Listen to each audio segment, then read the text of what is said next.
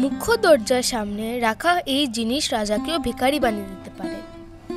বাস্তুমতে বাড়ির মুখ্য প্রবেশ দরজা পজিটিভ এনার্জিকে বাড়ির ভিতরে আকর্ষণ করে থাকে। তাই জুতোর রেক, ভাঙা চেয়ার, পুরনো ফার্নিচার, আবর্জনা, খারাপ ইলেকট্রনিক জিনিস ইত্যাদিকে মুখ্য দরজার সামনে রাখার থেকে বাঁচুন। মুখ্য দরজার সামনে জুতো চটি কখনোই রাখবেন না, কারণ মুখ্য দরজা দিয়ে মা লক্ষ্মীর প্রবেশ ঘটে।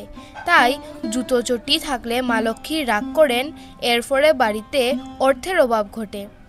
বাস্তুমতে বাড়ির মুখ্য দরজার ঠিক সামনে গাছ বা পোস্ট থাকলে সন্তান কষ্ট ভোগ করে থাকে, সন্তানের বিকাশ ঠিকমতো হয় না, এর ফলে সন্তানের ক্যারিয়ারে বাধার সৃষ্টি হয়।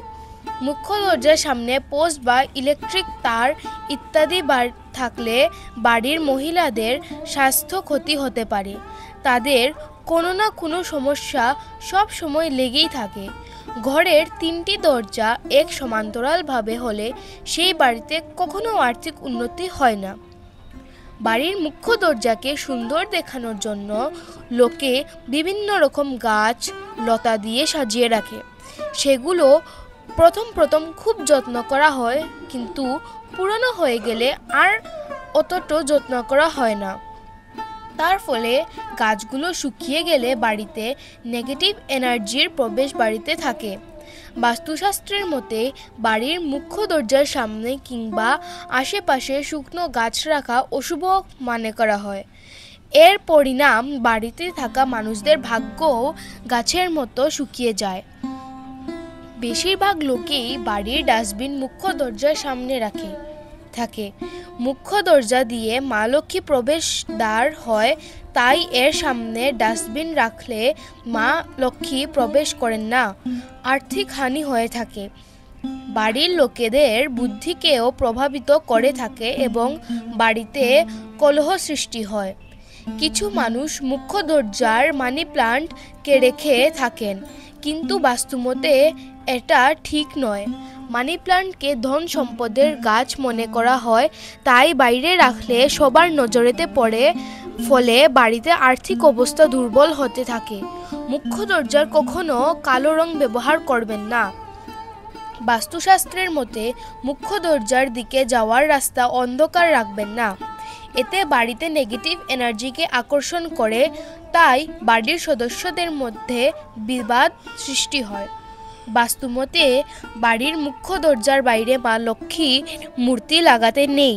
বলা হয় মা লক্ষ্মীর মূর্তি স্থাপন করলে নিয়মিতভাবে পুজো করতে হয়, কারণ বাইরে মূর্তি লাগালে নিয়মিত পুজো হয় না, তাই ধন সম্পদ ভিতরে আসার পরিবর্তে বাইরে চলে যেতে থাকে।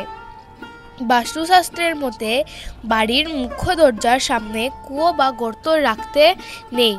কুয়ো বা গর্ত থাকলে মানসিক রোগ আর হয়রানি ঘটে থাকে।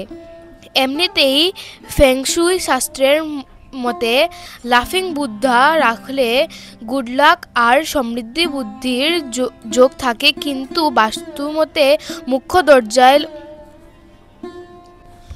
যার মুখ বাইরের দিকে থাকে, কারণ বাইরে মুখ করা থাকা লাফিং বুদ্ধা রাখলে বাড়ির অর্থ বাইরে যেতে থাকে।